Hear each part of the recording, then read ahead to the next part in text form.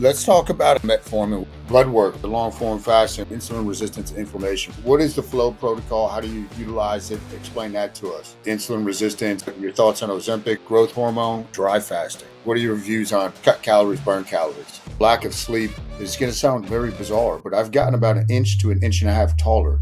I mean, do you have any, what would your thought be on that? The consequence of that is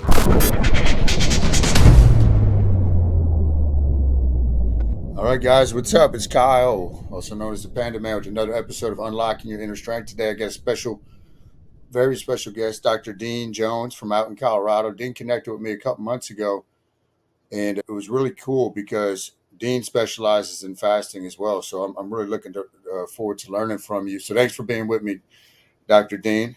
absolutely. Thanks for having me, man. Yeah, let's start with just tell everybody a little bit about your background, where you grew up. Did you play sports growing up? What was schooling like, and then what you're doing now? Yeah. No sports background. Even though I looked like an athlete, I always like to tell people God blessed me with other skills in this life. I was never good. And I think so. I grew up very young, was healthy, normal. And then it probably started for me middle school, maybe even before middle school, just started getting a little chunkier, a little bit more extra weight. And then middle school, it just took off. And then high school took off. And man, I hit 300 pounds at 16 years old. And we're not talking football strong. We're talking, I couldn't even do a push-up. And that's so embarrassing. Like, even I talk about it now, I can laugh it off. It's hilarious. And my parents tried so hard, man. Like, they tried so hard. I have a fit dad. I have a fit mom. My dad was jacked in his 20s. Look at pictures. And I think that's why I have good genetics for muscles. But the body fat percentage I got from my mom's side, I think, and whatever it was, it just snowballed and got worse and worse. And it sucks because I chose to, because I remember back, there was other big guys just as big as me that were not depressed about it. They were happy. They accepted it. And for me, I never did. I hated it. I hated myself and was really unhappy about it, man. I remember hitting 300 pounds, tipping the scale. I had one of those come to Jesus moments where I'm like, 16-year-old me I still remember this. They call this a flashbulb memory, like just the feelings, the emotion that night. I'm like, all right, this is it. Now I'm finally ready. I don't know why it took passing 300 pounds, but I started researching. I have musk up the money I have. I get a personal trainer. I tell him, look, all I got is enough for 5 sessions. I just need you to teach me like what to do. I found the trainer that lost the most amount of weight because that motivated me. And they taught me what I consider the old school method, the military method, the counting calories, counting macros, 6 meals a day, cardio in the morning, weightlifting in the afternoon. And I did it. I followed it and it worked. But I never tell people that method doesn't work. It's just, we'll talk about this later, it's just freaking difficult to maintain. That's the main problem. But so I lost 100 pounds. It's like my identity was finally able to come to fruition and I didn't feel so shitty about myself. But unfortunately, for the next 10 years, I struggled to maintain the weight. I never let myself gain the whole 100 back. But man, it was like year to year, I would gain about 50 back and forth. Every winter, I'm thinking, all right, summertime's around the corner. I need to start this in 3 to 4 months, get super serious, enjoy summer, take my shirt off, and then fall, and I'm putting it back on. And it was this vicious cycle. And then I remember, so now I'm like, fast forward 21 years old, I hear about intermittent fasting, right? And that was way back then, right? Because it's accepted now, intermittent fasting. But at that point, it was so radically different. It took me a while of knowing about it before I tried it. And I was just freaking blown away with just intermittent, not even the long stuff, which I know you love. And this is what connected us, I think. But my 50 fluctuation kind of dropped to 20s. And then all of a sudden, I'm like, I hear about prolonged fasting. I'm like, sure, there was no fear to try that at this point. Tried that. Kept noticing just how much easier it was for me to be in shape. And that's the key. I say easier because I was able to do it before. But easier, and easier is relative. I could also say less difficult because we all have our own life that we're trying to navigate through. And everyone's life has its own level of difficulty. And people only have so much room to musk up the effort to focus on weight management when they have all these other responsibilities in their life. And so for me at that point, I only had as much as I was able to do because of college and all this other stuff. And so prolonged fasting worked. I'm getting in better shape with ease. And so I just kept doing it more often because nobody had guidelines. Still today, nobody really has guidelines. Like I see you and me giving people guidelines in the prolonged fasting space, but Some of the most, I would say, quote unquote, fasting experts say about every month do a 48 or a 72. That's it. But I found myself getting up to 3 days every week. And that was it. Once I did enough of that, I got as lean as I was happy with, and I was able to pretty much maintain my weight. And this was still in my 20s. So I become a doctor of chiropractic. I focus on functional medicine. And I just start with my patients. I'm like, look, this isn't really standard, but I really believe in this fasting stuff, and I have about a third of my patients like, let's try it. And so I was blown away as a functional doc because I'm doing blood testing, I'm doing stool testing, salivary analysis, all sorts of different markers. A lot of them was weight management, but a lot of them wasn't even a weight thing. I had some even thinner people who were so inflamed and so under health that I was like, okay, we can do this and it's going to help tremendously, but you just got to really eat more on your non-fasting days. And so I would work with them to that. And I was just blown away with the markers, with the changes, talking with other functional doctors and going, why are my patients getting a lot healthier with more ease? That's what really blew me away. And I really think it was the prolonged fasting that was in addition to everything else. Like you can't just prolong fast, it's going to fix everything, but it does fix a lot. And it's a really good base. And then, so we fast forward a little bit, a couple years ago, I don't know if you've heard, I'd love to talk to you about this, these weight loss meds, these semaglutide, tirzepatide, they are going viral right now because of how powerful they are, helping anybody to drop weight. They are the closest thing to the magic pill we've ever had, and they come along with their own risks. But for me, because I own these clinics that are rooted in a holistic approach towards helping people get as healthy as they can with the least amount of drugs and surgery, but I still embrace medicine. That's why my program is all about ancestral wisdom and science colliding. But as soon as I saw these meds and some peptides, I was like, this was the answer to make it easy. Because like I said, for a lot of people, it was too difficult to get into the long fasting. So for the last 3 years, that's what we've been doing, 3 to 4 years, we've been using the meds and the peptides, AOD 9604, to mobilize fat, combining them. And I came up with this protocol where, holy crap, I've never seen something so easy where I'm getting basically almost every one of my patients that starts our program for weight loss into a weekly 48-hour fast. And we're talking obese patients, severely insulin resistant patients. And I'm still continue to be blown away all the time when I talk to these patients. Yeah, man, that's what I'm doing in this world right now. And I'm pumped. I'm jazzed. Yeah, and I think what's awesome is you lived it and you live it, right? That's a huge thing, man. It's like when people don't live this and they try to teach it, it just doesn't work, man. So the immersion into it, and this is your life, which I love. So the protocol, the flow protocol, I think that's what you're alluding to. Can you explain? Let's say I came to you, I got 100 pounds to lose. What is the flow protocol? How do you utilize it? Explain that to us. For sure, for sure. Flow, spelled FLOA, fasting like our ancestors. I loved it when I was sitting down with my partner, Jonathan. He's also my best friend. I'm fortunate enough to work with my best friend. We were coming up with names, man, and the flow just really sounded super cool. And so fasting like our ancestors is that idea of science meets ancestral wisdom. And so literally what the protocol is getting our patients into a weekly 48-hour fast. Now, there's a ton of other pieces to it, but that is the most powerful and fundamental and base of what we're trying to do. Some patients can get away with 36 per week. Most are going to be 48. And some people, I believe, I'll put them on 72 per week, which is pretty wild. That's for maybe 4 weeks max, 6 weeks max, because there's some interesting stuff that I've seen that happens when you do it too much. And so that's the base of the protocol, along with a lot of other lifestyle interventions as well. But that's the most important, clearly. And we utilize some science-backed measures. So tirzepatide is our favorite GLP-1 medication. That's a powerful appetite suppressant. But that's about half the battle. When you think about, and I know you could talk about this a lot too as well, the roadblocks to starting a long fast are going to be hunger.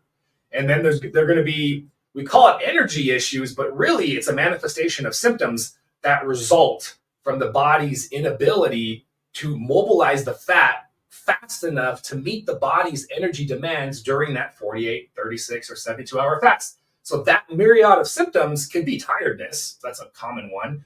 But for women, it can be all sorts of emotional swings. Men always tend to do a little bit better, although men aren't completely free of these other symptoms, but it tends to be more women where they can get some mood swings, they can get some emotionalness. It's basically the brain reacting and freaking out to the fact that it's been getting steady streams of glucose for so long and now it's not. I always have to tell people, look, you're not going to die. I can take 100 people, throw you on an island with water and electrolytes, and for a week, even lean athletes are not going to die. You just got to erase that. It is extremely rare. If we're talking about some insulin-dependent diabetics, we can have a separate conversation about that. But so I just got to entrain that into people. But once they understand that, they'll embrace it and accept why there's a difficulty to it. But going back to the protocol, the AOD 9604 is the other piece of it. So that is a fragment of human growth hormone, and specifically, it mobilizes body fat. So I like to tell patients, and I call it as artificially induced metabolic flexibility. You are metabolically inflexible, which is why it's so difficult for your body to get into a long fast. So what's so beautiful about this is we take care of the hunger, we take care of the lack of metabolic flexibility, so your body can just jump right in. No roadblocks other than your own mind. That's literally the main roadblock I deal with. And then at the same time, we're training your body to become metabolically flexible while reducing inflammation from the weekly long fasting. And of course, the most important thing for weight management is becoming insulin sensitive. That is so crucial. And long fasting freaking does all of that. So that when they're done, we can actually start to wean off the meds, wean off the peptides, and they can keep fasting on their own. I'm not sure what part of my program is my favorite, when they lose their weight or when they start telling me, oh my gosh, I did a 48-hour fast without the meds, without the peptides. Holy crap. I wasn't so sure that I believed you when I started this program, but I was hopeful, and here I am. But that's the key. That's the key, because I'll get asked this question a lot. Can't I just fast 24 hours once a week and be fine? Look, you could do no fasting, take the meds, and lose the weight. But you didn't sign up for my program for weight loss. You signed up for my program because you want to maintain your weight loss for the rest of your life without the meds, with ease. And so there's a little bit more work during the weight loss phase, which is my FLOA protocol. But I feel like I've made it as easy as I possibly can, taking advantage of basically the most extreme version of prolonged fasting that I've seen. Yeah, that's fantastic, man. It's so refreshing to hear. Talk a little bit, Doc, about the insulin resistance and how I always say that's twin sister of inflammation. Talk a little about insulin resistance and inflammation, what you've seen, what you've noticed. Yeah. So the twin sister, I like that you're calling that, in regards to how they both are vitally important for your body's ability to be able to burn body fat. They're very important. But what's crazy is what I've noticed is, and the big three is inflammation, metabolic flexibility, and insulin resistance. But the hands down, out of those three, insulin resistance is the most important. If I took 100 people and folk that are all overweight, and I focus on either inflammation or insulin resistance, without a doubt, if I focus on just resistance, I will have more successful weight loss.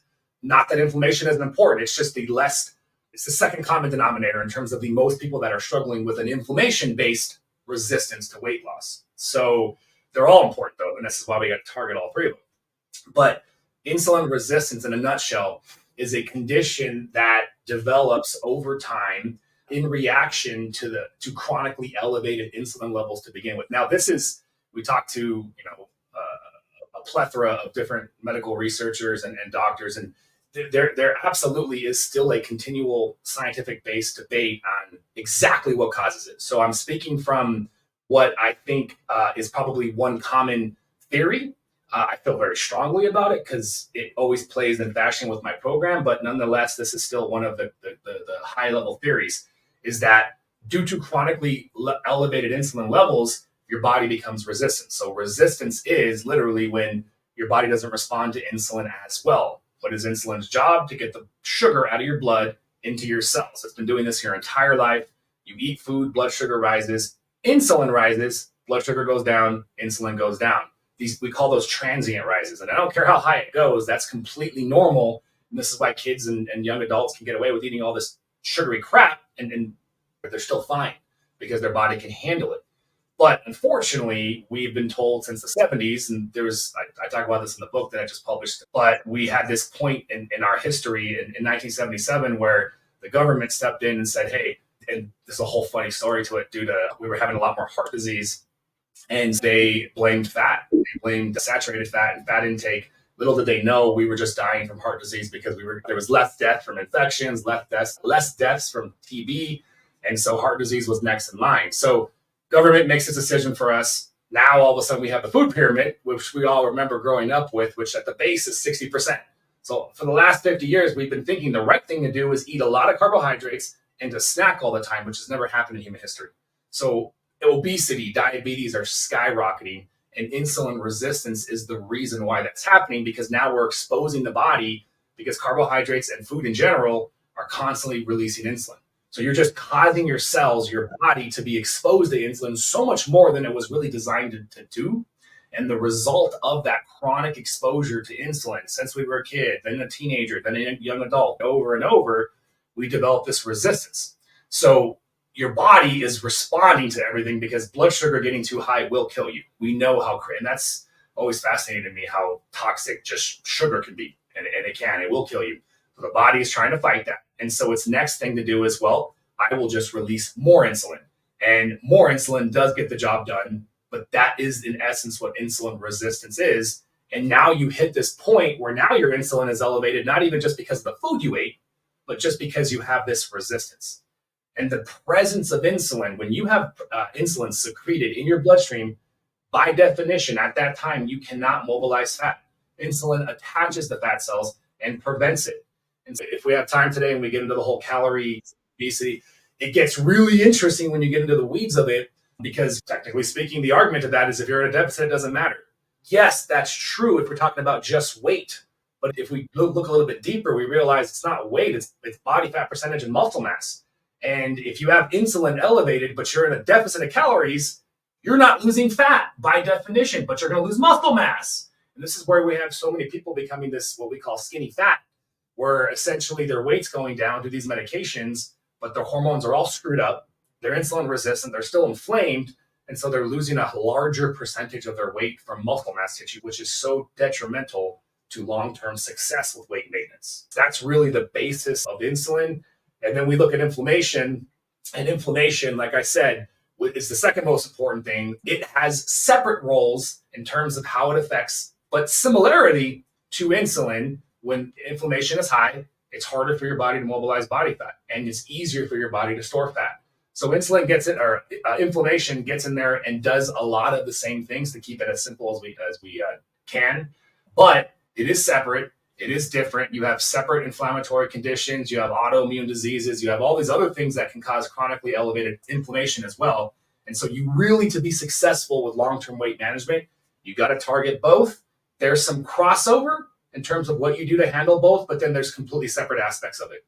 And so any successful weight management program has to be targeting both if you want to be successful. Yeah, that's awesome, man. Talk about with tying into branching off of insulin. Like I learned a lot of stuff from Charles Poliquin back in the day. But talk about what you've seen with the long form thing, or which your theories are with growth hormone. I've seen a lot of different stuff with that, and glucagon. Yeah. So that is one of my favorite aspects of. There's so many of prolonged fasting. My gosh, but growth hormone is definitely one of them. And there's different ideas. There's different pieces of literature. I've seen some literature that says growth hormone can go up to 1,000%. I've seen 200, 300%. And I've seen controversy in that space exist between people against this idea, saying that's not true. Whatever the actual answer is, it's several 100%. I'm comfortable saying that, which is so important because growth hormone is so vital, like testosterone as well. And we can talk about that later. But growth hormone plays a lot of roles for overall optimal health. In fact, we all heard, for the last 20, 30 years before peptides came about, celebrities getting their hands on growth hormone and using it underground because it was so expensive. But they call it a fountain of youth for a reason. And if we talk, so there's a ton of great things that growth hormone does, but specifically with talking about fat management and fat loss, it mobilizes body fat on its own.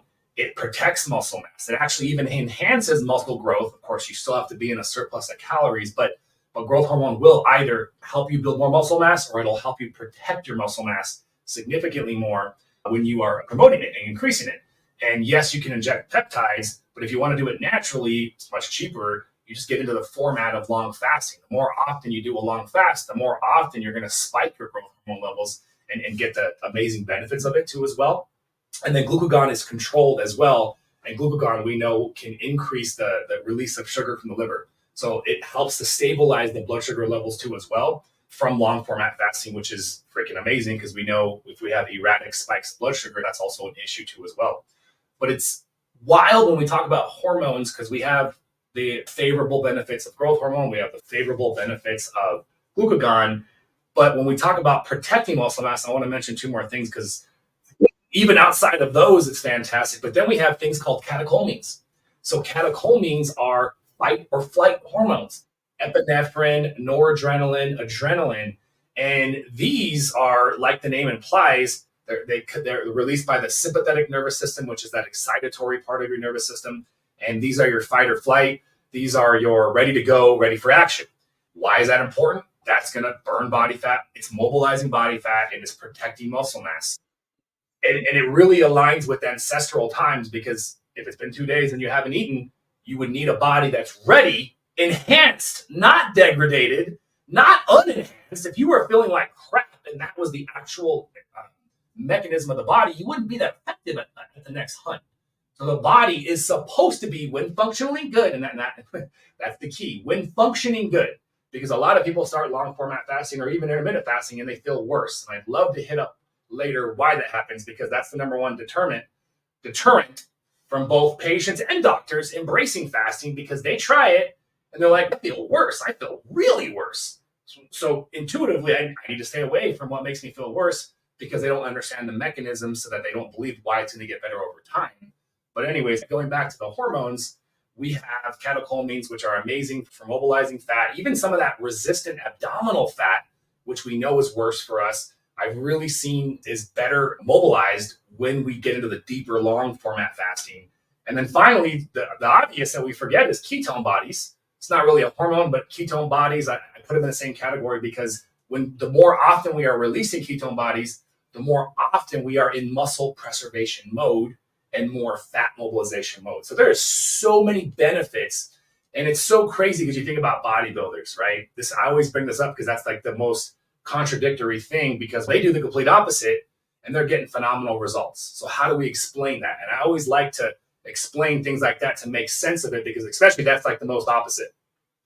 And truth be told, I believe to my core that if I put a bodybuilder on my program, my approach would have a lot of fasting. If I can get them to eat enough calories in their program. But I think we can probably say if you need to put down 6,000, 7,000 calories, then that might be too difficult. But if you're a bodybuilder that only has to get up to maybe 4 to 5, I would incorporate a ton of fasting because it's going to be less work for your body to get more jacked.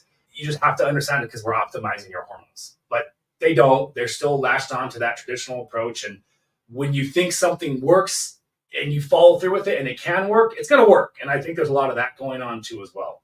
Yeah, and there's so many similarities to what I teach, man. I call it like the slingshot effect. I've seen, so John Meadows used to coach me. He'd always say, Kyle, when we're getting ready for a show, I need you to be more insulin sensitive in the prep before we start cutting down to put on muscle. He'd say, I want you in the 10 to 12% range. And then we put on muscle, not the 15, 20. There's none of this bulking. And something interesting, I'm assuming this is from growth hormone. Maybe you have an idea. I've been doing myself now for the past 5 years. I eat 6 meals or less per week on average. Slightly less because I'll do longer fasting too. And my wife documented this, measured it. I've had many people notice over the past 2 years. It's going to sound very bizarre, but I've gotten about an inch to an inch and a half taller. And I don't know. I don't know if you have any idea about why that would be.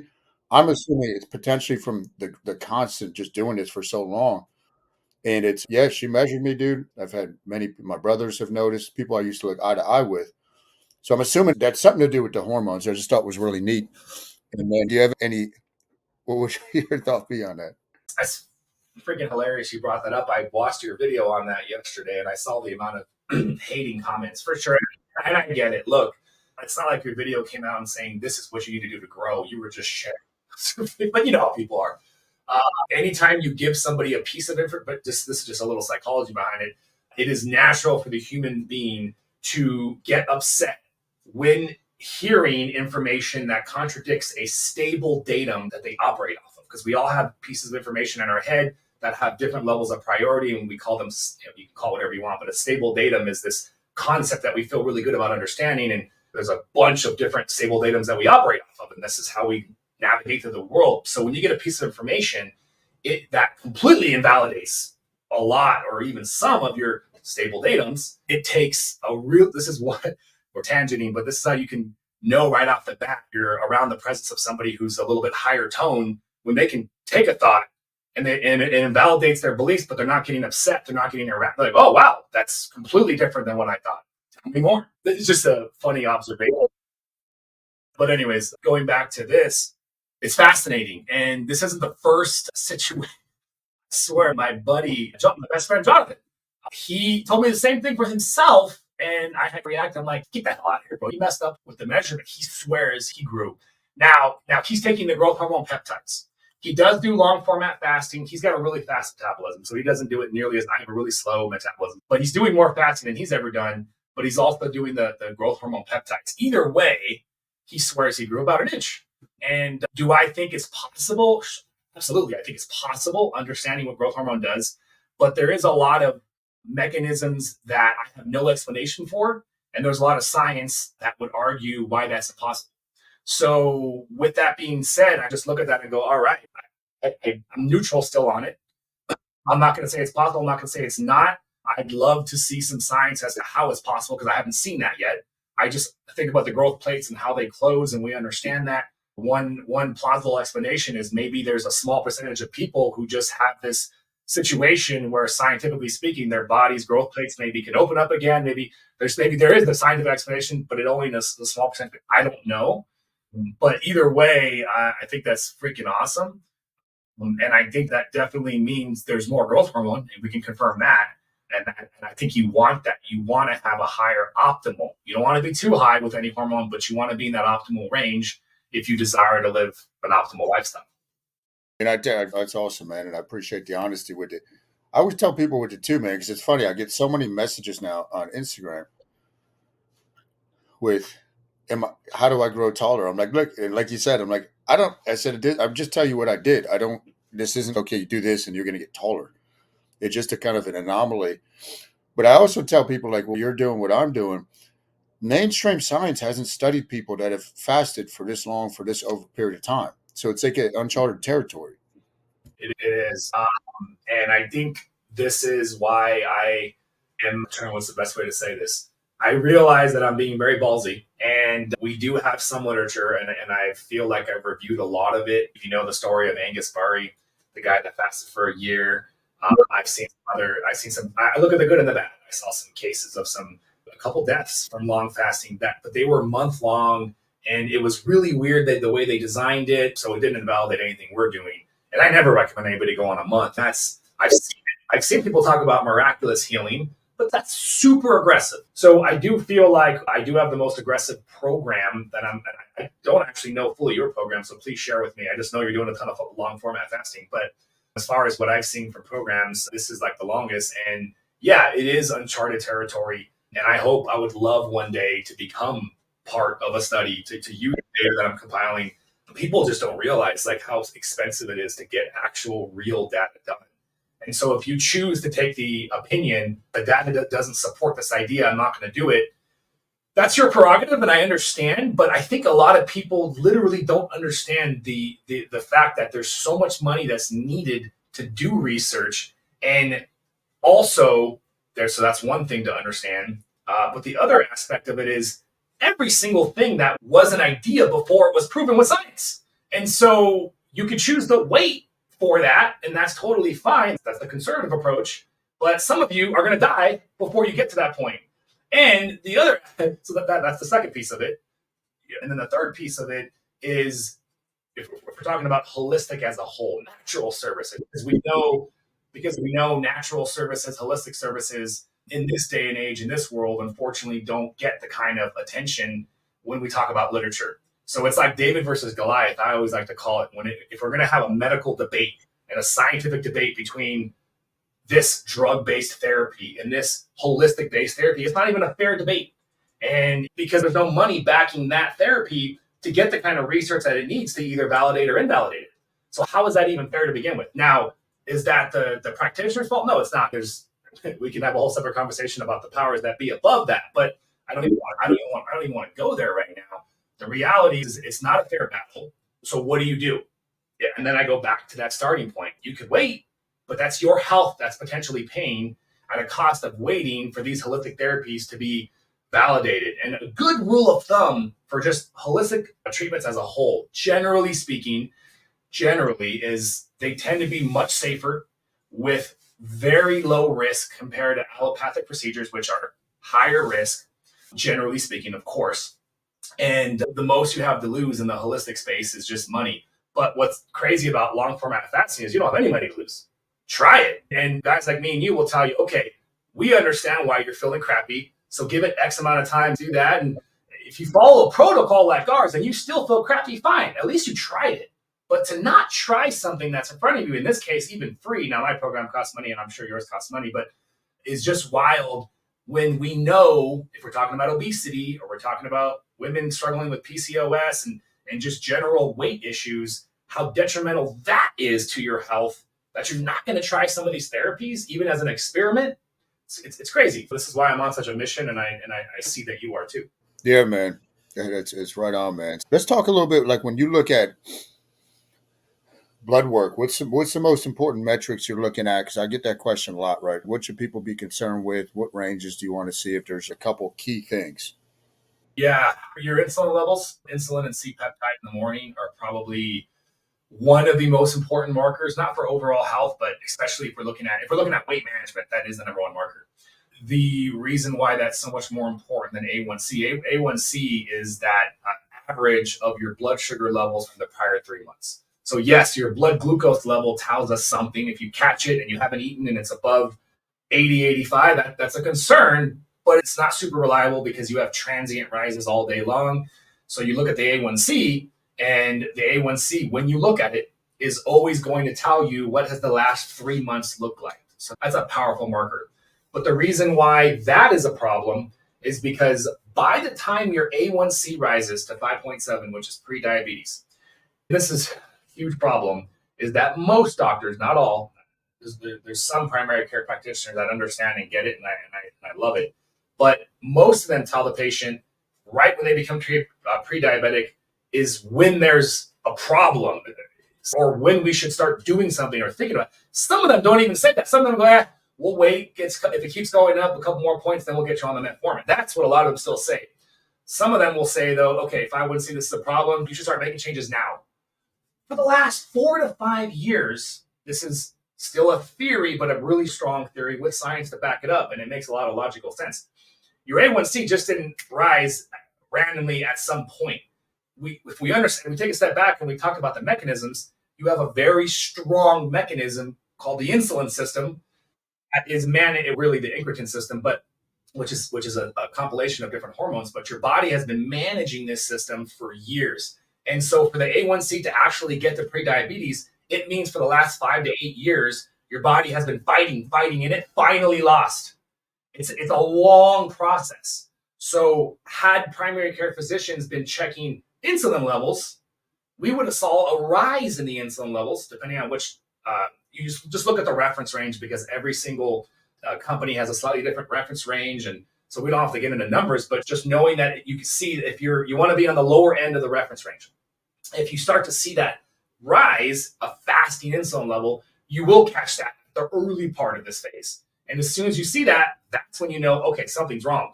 Why is my diet hasn't changed? Because that would be the first thing you look at. But if I'm in the same environment, then and that's rising, that means my body is working harder and it's already insulin resistant. It's already starting the insulin resistance, which technically means you were even having a problem prior to that. But at least when you see that, that's the first reliable marker that you need to get your ass into gear and start doing something before it gets to the point where now your A1C is rising.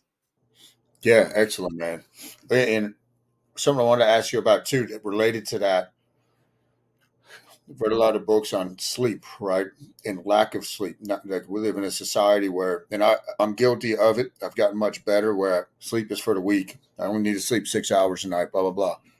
But the role of lack of sleep with insulin resistance and negative consequences with sleep. Talk about your thoughts with that. Oh my gosh. Since I was in my 20s, I've always had this goal of, because I'm very, to a fault sometimes, my girlfriend hates it, but I'm always trying to be the most productive I can at every given moment. It's just in my nature. And so one of the most productive things you could do is run off of less sleep. So I've tried, and no matter how much I've tried, if I don't get the perfect amount of sleep, I can tell when I'm 5, 10, 15% off. So I've gotten to the point now where I'm like, okay, I'm going to be more productive if I just get the best amount of high quality sleep. So sleep is extremely important up there. And I would say the foundation, the pillars, which I used to call pillars of health, 5, now there's probably like 7. Sleep and fasting are in my 7 pillars of health, extremely important. The lack of quality sleep, which at this point I'm defining with patients about 7 hours of quality sleep. You will see, depending on your age, we're talking adults, 30 plus. Definitely more in that 8 to 9 range if you're in your 20s and teens for sure. But 7 hours of quality sleep. If you feel like your body still wants to get 8 or 9, then absolutely go for it. But if we had to set a standard somewhere, I say 7 of undisturbed. But right off the bat with my patients, we're telling them if you're not getting 7, you're below the benchmark. And the consequence of that is elevated cortisol. And cortisol is an important hormone to understand because it gets a lot of negative rap and a lot of negative attention in the weight loss arena. Cortisol is a stress hormone. And cortisol in a normal situation is, I see a tiger, holy crap, I need to run for my life. Cortisol releases blood glucose spikes, which is great. You need that glucose so you can sprint your ass out of there and get to a safe environment. But not a lot of us are encountering tigers nowadays. And a lot of us are encountering mental stress. And the mental stress, and that's a fascinating debate as to why we're becoming so, I don't want to say weak, but there's a whole other debate as to why we're getting so susceptible to stress to begin with, which is triggering that, which is a whole other conversation. But what's happening is we are getting chronically stressed from many things, work, life, the idea of another pandemic coming, who knows? The stress causes the cortisol. And if we are chronically doing that every day or multiple times a day or multiple times a week, independent of food now, we have the blood glucose spiking. And we just talked about blood glucose elevation as the initial trigger towards insulin levels being chronically elevated and then eventually insulin resistance. So this is a whole other pathway independent of food. You could be doing everything right and even stress levels managed and not getting quality sleep. So I want to make that part clear. Lack of quality sleep is a stressor. Stress is a stressor. So both of them, as far as what they do to the body, are the exact same scenario. They're just different things. So you have to get your stress levels under control as much as you have to get quality sleep. And either of them, the consequence is elevated cortisol, which now we talked about how that contributes to the difficulty of losing weight. Yeah, no, and I know Stan Efferton came and spoke at our gym, one of our gyms a couple of years ago, so during the pandemic. And he would always talk about that. If you're waking up early and you're doing cardio, but you're sleeping 5, 6 hours a night, man, he said you're stepping over $100 bills to pick up pennies. It doesn't make sense. It does, and it gets interesting, right? Because I'm sure David Goggins. Oh man, I actually mentioned it in my book. Definitely have a goal one day to meet him and shake his hand. Talk about just a freak, but a good kind of freak, and setting the bar for what's possible too with mental toughness. I think we need that. He is fascinating. So I bring him up because there's been plenty of times where it's okay. Life's going to put situations around you where you have to get low amounts of sleep. And so that does require mental toughness. And so how do you gel with both? What we're saying is, yes, you need to be mentally tough to handle a situation that's out of your control that requires you to go ahead and handle life and have low quality sleep. Occasional is okay. But like you said, to do it consistently, just to get up and do cardio, that's, in my opinion, more detrimental. Like you said, was it picking up pennies? What is it, picking up pennies? I've heard that before. Yeah. You say you're stepping over $100 bills to pick up pennies. I love that. I've heard that before too. I like that one. But great analogy. And that's exactly the case. Like, it's not worth it. Especially when we talk about calories and how cardio is actually not that important for fat loss anyways, which is, if we have time, we can get into that. But yeah, absolutely. You need to get quality sleep. That's one of the foundation components and definitely one of my 7 pillars of health. Sleep, man. I love it. Let's talk about a little bit more about the peptides. Obviously, let's start with metformin because a lot of people ask about that. Your views on metformin. What is its role? Just your thoughts on metformin. Yeah, metformin is fascinating because when you look at the basis of obesity, the hormonal basis, and you're looking to validate that basis, Metformin, along many other diabetic medications, come into question and allow you to validate it. So let me take a step back. Metformin is a diabetic medication, usually one of the first ones that they prescribe for patients when they become diabetic. It does a lot of things that we're actually still learning. There's all this crazy stuff in longevity space, anti-aging. It's mimicking the effects of fasting in the body. So really fascinating, enhancing gut microbiome. All that is completely separate of what its original FDA approval is, which is lowering blood sugar. But what's different about this, tying back into where I was going with the hormonal basis of obesity, it's not increasing insulin levels and it's not improving insulin sensitivity. And but it is lowering blood sugar by cutting off glucagon release from the liver. And so when you're looking at the hormonal basis of obesity, you need to prove why insulin causes fat gain. I Can Make You Fat with Insulin is a chapter in the book Obesity Code from Dr. Fung, which is definitely still, I gave a nice summary of it, I think, hopefully, in my book, and maybe one day he'll tell me that. But that is the gold standard, and I will never try to replace that as far as the argument for the hormonal basis of obesity. And he talks about and shows examples when you look at all the other diabetic medications and even non-diabetic medications that will cause either an increase in insulin or an increase in insulin sensitivity, you get fat gain. And diabetic medications that'll cause weight gain and fat gain, yet you have another one, metformin, which usually causes weight loss. How the heck is that possible? Well, it validates the idea that when you improve insulin sensitivity or increase insulin numbers, like the other medications, most of the time you will get fat gain. So metformin, I bring that up too as well, because it is definitely my favorite out of all those medications, if you were going to be on one, because of that and because of those other benefits that I think are real that are just, we don't have enough science literature to validate them. I personally don't take metformin. The only reason I don't, as an anti-aging, because I love the idea of what it does, and I do think it's very safe, is I saw some stuff about some potential maybe propensity to injuries that I need to research that more. I tend to get a little bit more injured than I'm proud to admit, that I'd like to admit. So as soon as I saw that, I'm like, nah, I'm good. Also, too, guys, we do so much fasting. Like, I'm sure we get even more enhanced with metformin, but we're doing more fasting than most people in the world anyway. So that's another reason why I was like, let me wait and see.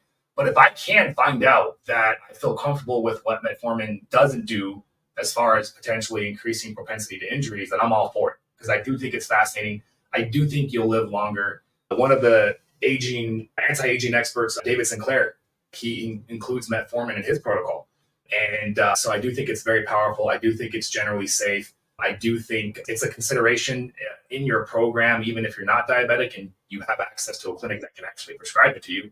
I definitely think it's worth question for us, our consideration. But for us in our program, we don't need it because we're doing the GLP-1s, the AOD for the fat mobilization, and then the long format fasting. So even if we are working with diabetics or pre-diabetics, we don't need the additional benefit of metformin, although it's great. Definitely, it's great, but we just personally don't need it, so we don't use it that often. Sure.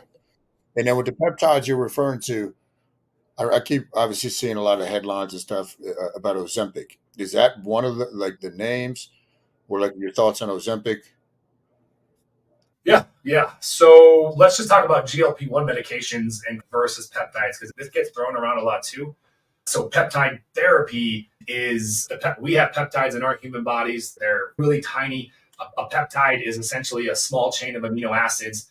Proteins in your body are big clumps of amino acids, and then peptides are like a small linear chain of like 20 to 50, and a protein molecule might be hundreds of amino acids. And amino acids are the basic building blocks of our body, of our tissues, right? This is why if we don't eat enough protein, eventually we'll die. Peptide therapy is the scientific manufacturing of these peptides. Generally, they're injected, but they're administered in all sorts of different creams and injections and oral. And what's so awesome about peptide therapy is you're giving something that's natural to the body. We have peptides. It's just over time, we, due to many reasons, a lot of it's similar to the decline of testosterone therapy, but we have a decline in these peptides. And so we're just enhancing natural cell communication and causing a desired effect. For example, growth hormone peptides, you inject those, you have your body releasing its own growth hormone. That's a signal, right? A drug is foreign to the body. We've never had a deficiency of any single drug. Every single drug is foreign to the body, but they cause an effect. And so Dr. Seeds is considered the godfather, the pioneer of peptide therapy. And the way he described it is so fascinating to me. Peptides are like the human body's language, and drugs are a foreign language. And so this is when you eat a drug, you are forcing something to happen, like somebody bulldozing themselves through a door, versus a peptide, which is smooth, doesn't cause any disruption.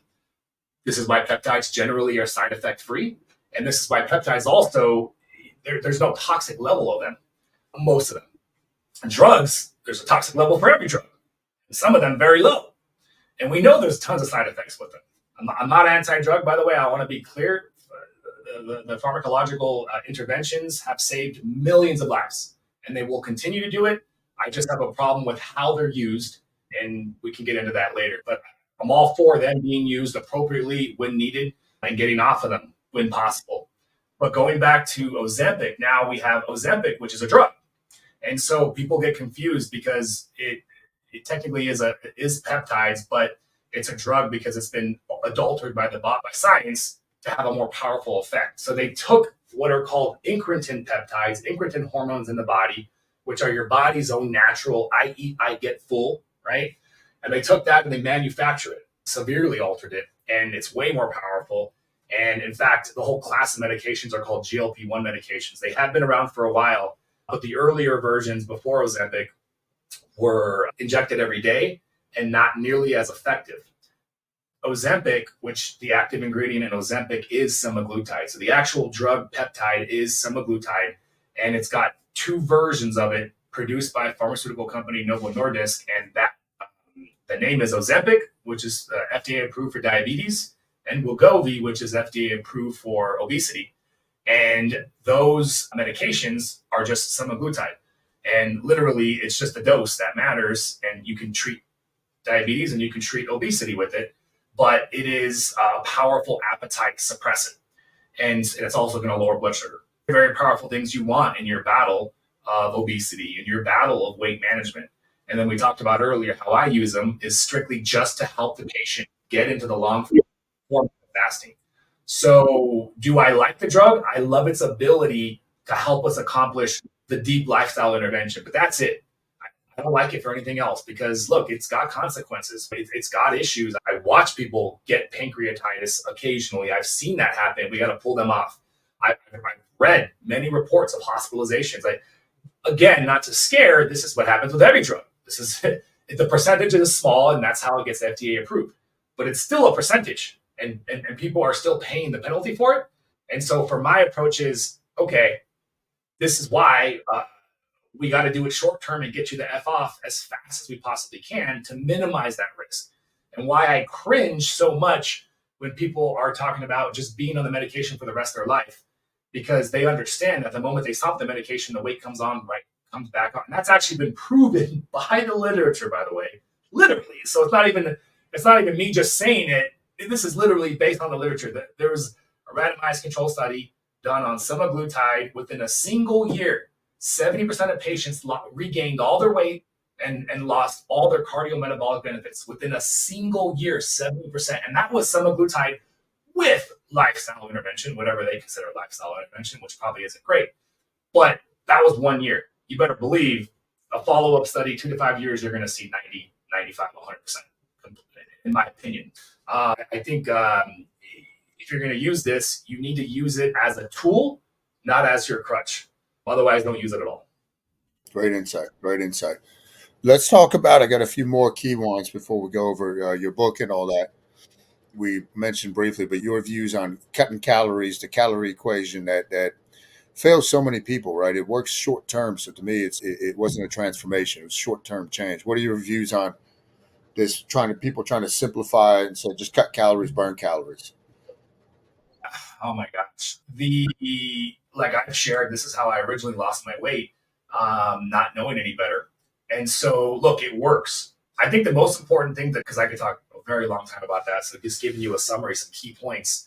I think the mistake, and I get this from a lot of trainers, you notice something on TikTok, it's more doctors that accept the hormonal basis of obesity And it's more trainers that accept the calorie counting. I find that fascinating. And they'll happily just talk crap and smack on all these educated doctors. And look, a title is only as good. It doesn't mean crap. It doesn't, generally speaking. But I think that I would trust doctors to understand literature a little bit better than non-doctors, generally speaking. Of course, there's a ton of exceptions. But I just wanted to point that out because I thought that was funny. But nonetheless, I do hear this a lot. And then their main argument is you have to be in a caloric surplus to gain weight, and you have to be in a caloric deficit to lose weight. And they'll throw some really high quality randomized control studies that show calorie counting is more favorable. But that's a strong argument. And so I understand for somebody that doesn't understand the mechanisms, why they would latch on to that. And it's hard for me to beat that, because the truth of the matter is we don't have enough randomized control studies yet proving the hormonal base of obesity. So in a scientific battle, I can't even beat them. And so it does become a struggle. I just have to accept that they're going to think what they're going to think, and it is what it is. Having tried both with patients, Jesus, it works so much better when you focus on hormones. Hands down, myself and patients. So that's enough for me. I don't need anything else to know what works. But how I do it is backed up by the hormonal basis of obesity. So yes, that's a true statement. Surplus requires weight gain, requires surplus. Weight loss requires deficit. But where they get lost is what controls whether you're in a surplus or whether you're in a deficit.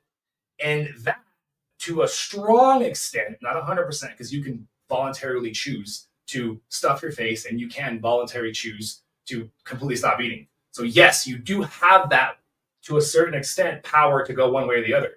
But most people are not putting that much attention to do one or the other. Most people are living their lives on autopilot, and this is controlled by hormones. And so because most people live in that space, because they're not David Goggins, they don't have that kind of mental toughness to go above their mind and above their body, I should say, sorry. They are letting their hormones control everything. And so your hormones literally, by two pathways, your appetite and literally your metabolic rate. So you have a center in the brain that is constantly detecting whether you're in a surplus or in a deficit, called the hypothalamus. And it is constantly changing by detection of whether this trend of, am I gaining weight, or this trend of whether I'm losing weight. And this mechanism, if again you think evolutionarily wise, very powerful and important, because if you didn't have an ability to slow down your metabolism in reaction to a absence of food, you would die. It's a phenomenal mechanism, and we all have it. But unfortunately, now that we're not in that time anymore, it's causing us to get these weight loss plateaus. But my point is, you have centers in the brain that can, just like a switch, change your literal metabolic rate and downregulate your thyroid. And so the most that you're going to burn and the most that you're going to diet off is 10, 20% of the total calories in a day. The majority of a metabolic rate for a day comes from your basal metabolic rate. It's like anywhere between 60 to 80% of the total calories burned per day comes from just at rest, what your body needs to survive. And then you can influence it 20 to 40% more. 40 would be aggressive, a ton of activity, a ton of exercise. So when you have that much of your calories burned being influenced by your metabolic rate, and your metabolic rate can be literally changed by your hormones, you don't really have as much control as you thought. And so what's controlling it? Is it the calories or the hormones? It's both, but it's the hormones controlling the calories. And the opposite can happen too as well. It's so fascinating. They looked at obesity patients, and everybody thinks obese patients have slow metabolisms. But when you actually look at the metabolic rates of obesity and obese patients, they actually have faster metabolisms, because their body is trying to fight the obesity. They're trying to speed up the metabolism. If you looked at the sheer numbers of the amount of calories, because we know 3,500 calories equals a pound of body fat. But if it's all about calories, take an obese person or a person on a pathway towards obese, run the numbers on how much of a surplus they're eating. They are not gaining the same amount of weight that they should. So that right there proves that there's some sort of switch that's happening to cause them to burn more calories to fight obesity. So we have this powerful mechanism that alters that basal part of your metabolism. And then the other one that's pretty much almost as powerful, or for sometimes for people even more, is your appetite. People that go on diets, the most common complaint is, I am always hungry, because your body has a set point of weight. It's called the weight set point theory. And that's also controversial too as well, just like the hormonal basis. Can't prove it yet, but it makes a lot of sense when you look at the mechanisms that set point is controlled by insulin and leptin. And so it alters your metabolism, it alters your hunger. So you're losing weight by restricting calories, by increasing your exercise, and the center of the brain doesn't want that. So it slows down your metabolism and it cranks up your hunger. And I don't care how, unless you're David Goggins or in that level, you will eventually lose the battle on your hunger and you give in and you start eating. And this is why, by the way, when we look at the literature in terms of calorie counting methods of weight loss, there isn't a single piece of study out there that I've seen that shows long-term weight management from counting calories. There's none from hormones too. The point is we don't have any literature that shows success in any long-term weight management program. But for counting calories, we don't. And to me, that's a bigger deal that proves hormones, because the focus has not been hormones. So of course we don't have long-term research on hormones. The focus has always been calories. Move more and eat less. They keep feeding us with that rhetoric, and they keep operating on that. So there's been a lot more attention on that, and yet it's failed over and over and over. The biggest trials that have been done, weight loss initially, they all gain it back. Does that mean 0% of people will fail in it? No, I've known plenty of trainers that use that method, and they use themselves as an example to validate the idea. And I truthfully think that there's a lot of crossover between counting calories and counting hormones, or in the way your body's hormones are output. So if you restrict calories, you might also heal insulin resistance because you're eating better. So I think the people in the calorie counting thing, the ones that were successful because they also simultaneously, without realizing it, did enough changes to their environment, how they were eating, when they were eating, what they were eating, to influence the hormones favorably enough for their body. But it's a crazy debate. And I'm actually very much interested in doing a series on just that, because there's many different pieces to that. And this is why Obesity Code is the best book for this. You have to read the entire book, and you have to go section by section. And he tells a beautiful story, because all the research, he provides like 100 something different citations. And a lot of them are varying levels of studies, low level, mid level, some high levels. Like I told you earlier, counting calorie method has the highest randomized control studies to show that it might be a better method. But we talked about why that might be. And so for you to understand and accept it, you have to look at the whole story and really look at the mechanisms. For that idea to be true, it invalidates basically everything in that book. And anybody with common sense looks at those mechanisms, and a lot of it is very intuitive. You don't need to be a doctor or a researcher to understand all the examples he portrays. I've talked about just a few of them, like the drugs. There's so many pieces to it that the mechanisms are enough for me, along with working with patients, to feel very strongly about the hormonal basis of obesity. So. Yeah, right on, man. Yeah, right on. Last one, I wanted to ask you about any experience or any thoughts on dry fasting. Yeah, so I very much am looking forward to trying some longer dry fasts myself. I've actually been putting it off for no particular reason. I'm definitely going to be doing long dry fasting. So from what I've read about it and what I understand about it, it's a very similar concept of long fasting. This cellular autophagy response, which, by the way, cellular autophagy is a response from the body where there's a lack of protein consumption. You could say calorie consumption or protein consumption. And so the body's response to not getting those amino acids in the protein that it needs is it goes on self-preservation mode, and it begins to break down non-essential tissues to recycle them and preserve those amino acids for essential tissues. And by the way, side note on that, tells you just how amazingly intelligent the human body is. That it knows it's not going to break down your brain tissue, your heart tissue, your lung tissue. It's going to preserve that to the day you die. And literally, it goes after non-essential tissues. What kind of intelligence does that tell you the body has? And I have to remind people of that, because there is some intuition here that the body has some self-governing intelligence, and allopathic Western medicine just ignores that or thinks it's not true. But anyways, so dry fasting, when we look at the mechanisms of the lack of protein, the same concept applies with the lack of water. So your body goes on cellular autophagy-like processes, and I have read obviously a lot less about it because there is a lot less data about it. But my guess is the same mechanism of your body goes on self-preservation mode looking to consume or to conserve as much water as it possibly can. And in that process, there's going to be something that happens that I'm looking forward to learning more about when I can see something that's going to be ideal and optimal for your health. There's also an aspect of resilience too as well. And David Sinclair talks a lot about this because he's a big proponent of fasting and longevity. But the human body is designed to be resilient. We've evolved resilience.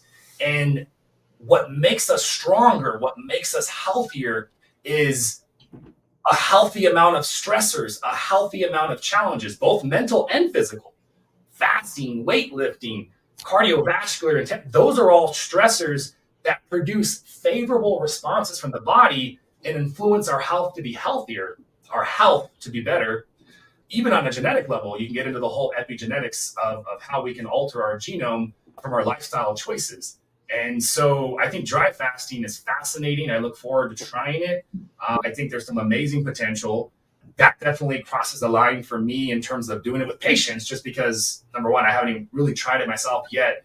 And I have read a lot more concern about it. And there is a lot more concern I have too, from the unknown fact and the fact that my guess would be the biggest problem would just be that electrolyte deficiencies and the dehydration. Your body's fighting it, but I think the threshold of getting into dehydration would probably be more slippery, a little bit more easier that you could slip into that without knowing. And that's my only concern. But I think in a controlled environment, a healthy amount of it is probably amazing. And I look forward to learning more about it someday. Awesome, man. Awesome. Tell us about your book, man. Where can people get it? What's it about?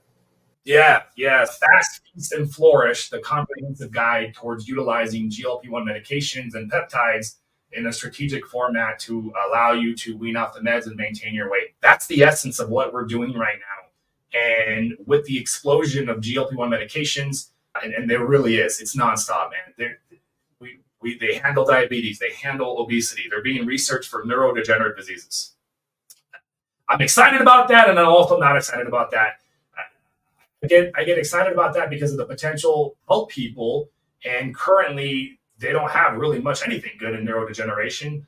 The part that bums me out is the fact that all the attention's going there. But why focus on that? People like me and you will help people utilize them in better formats. But anyways, this book is just that. It's a comprehensive guide towards everything that I've learned over these last 20 years on how to get into the lifestyle interventions, use these peptides, use these medications in a strategic format with the goal in mind of weaning off and maintaining your weight loss. Even whether you want to use the meds or can't get access to them or you don't, either scenario. I have 15% of my patients that are completely, I want to do this 100% natural. And I'm like, let's do it.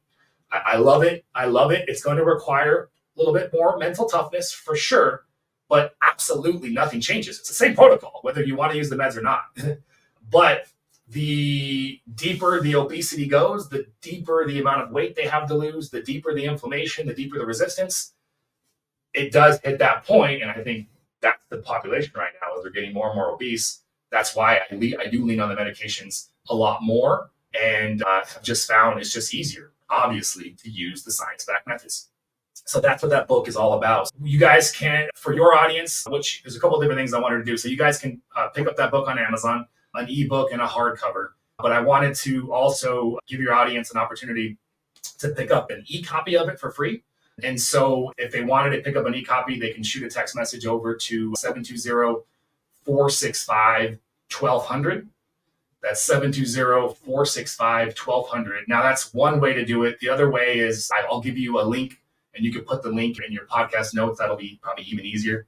There'll be a direct link from your patient base. They can fill out a form. It'll automatically send them that book, that ebook, and then it'll give them access to any of the other resources. I have a free Facebook community they can join. I have an online course, a lot of different resources that they can have access to. Of course, they can schedule a free consultation if they desire. I'll let you control how you want to do that, but a lot of different things that we can give to your audience.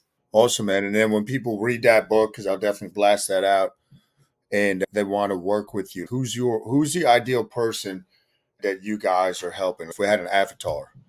Yeah. I would say the heavier weight loss, obesity side of the equation. I love working with athletes and physique as well, but I certainly don't advertise that at all. And our protocol is set up to help that population, because that is the population that needs the science-backed methods more. You could certainly use it even in the physique optimization side too, but they could also get away with mental toughness too as well. But for this side, we start getting 40, 50, 80, 100 pounds overweight. That's a lot of weight to lose. And you don't get that heavy without being very insulin resistant, very inflamed. And obesity, by the way, quickly talk about that. Obesity is a disease. It's been proven, but disease does not mean irreversible. And so as much as I do acknowledge it is a disease, my definition of a disease just means the existence of something that has changed your physiology that requires a greater amount of effort to get something done than maybe somebody else. That's my definition of disease. Nowhere do I have the word impossible or irreversible. Same thing with diabetes, by the way, is a reversible disease. But yes, it is a disease. Therefore, it is harder. And so that's why I go back to these peptides and medications to help them. Man, and if people want to reach, so we're going to give them the link to the book, how to get the free copy or the hard copy on Amazon. What's the best place to follow you? How can people get in touch with you? Yep. So that same link I'll give you, that one, it's a master link. It'll have access to everything, schedule a consultation, online course, buy the book, free Facebook group. It'll all be there. And then follow us. Yeah. So pretty much if you look up Colorado Medical Solutions, you can find us on just about every social media outlet, TikTok, Instagram, Facebook, YouTube, Colorado Medical Solutions. And we're pumping out a lot of content, just like you, in the topic of medications, fasting, weight loss, and just overall longevity. Awesome, man. Dr. Dean, this has been amazing, man. I learned a lot myself, which is always nice, man. I'm a student first. So this is great, man. Appreciate your time, and I can't wait to share this with people, man. We're definitely going to have to do a couple more parts, man, because there's so many questions I have for you. And that's what drew me to you is, yeah, absolutely. I would love to do some more episodes. We could probably come up with, like, now today with the general intro, we can maybe ask your audience what they want to hear more too or whatever, but I can think of some really good topics that your audience would appreciate. But yeah, I mean, keep doing that. The long time, man. I still, besides you, I don't see anybody else. They're not out there, man. They're not out there, yeah. Crazy. And we're barely at the point where society has almost fully accepted intermittent. It hasn't even fully accepted intermittent fasting, but it's almost there. How long is it going to take before prolonged fasting is a regular thing? I don't know.